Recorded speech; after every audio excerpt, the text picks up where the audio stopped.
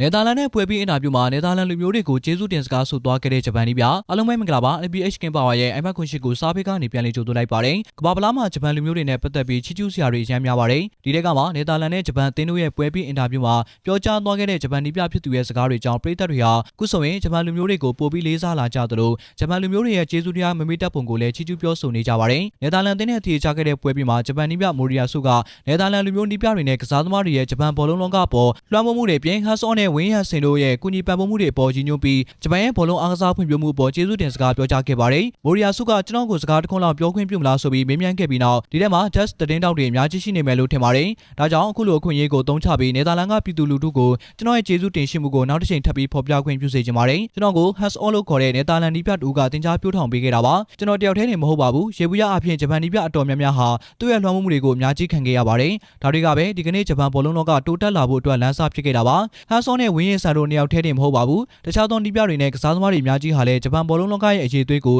မြင့်တင်ပေးဖို့အတွက်ပါဝင်ကူညီခဲ့ကြပါတယ်။ဒါကြောင့်သူတို့ကိုကျေးဇူးတင်ကြောင်းကျွန်တော်ပြောပြရစေ။အားလုံးကိုအထူးပဲကျေးဇူးတင်ရှိပါတယ်ဆိုပြီးဂျပန်နီးပြမိုရီယာဆုကနယ်သာလန်လူမျိုးတွေကိုလိုက်လိုက်လဲလဲနဲ့ကျေးဇူးတင်စကားဆိုသွားခဲ့တာဖြစ်ပါတယ်။ခုဆိုရင်နယ်သာလန်လူမျိုးတွေရဲ့ကျေးဇူးတွေကြောင့်ပဲဂျပန်ဘောလုံးလောကဟာဥရောပကိုရှင်ပေါင်းတန်းနိုင်ခဲ့တဲ့အဆင့်ထိရောက်ရှိလာခဲ့ပြီးဖြစ်သလိုကမ္ဘာဖလားမှာလည်းဂျပန်အသင်းဟာအင်အားကြီးအသင်းတွေကိုရင်ဆိုင်နေတဲ့အဆင့်ထိဖြစ်လာခဲ့ပါပြီ။ဒါကြောင့်မိုရီယာဆုရဲ့နယ်သာလန်လူမျိုးတွေအပေါ်ကျေးဇူးတည်တတ်မှုနဲ့ကျေးဇူးတင်စကားပြောဆိုဖို့ဝင်မလေးတဲ့လူရဟာနယ်သာလန်လူမျိုးတွေအတွက်တော့တကယ်ကိုအတိုင်းထက်လွန်ဂုဏ်ယူဝမ်းမြောက်စရာလေးဖြစ်ပါတယ်။အဆုံးထိနားဆင်ပေးခဲ့တဲ့တယောက်ချစ်စီတိုင်းကိုကျေးဇူးတင်ပါတယ်။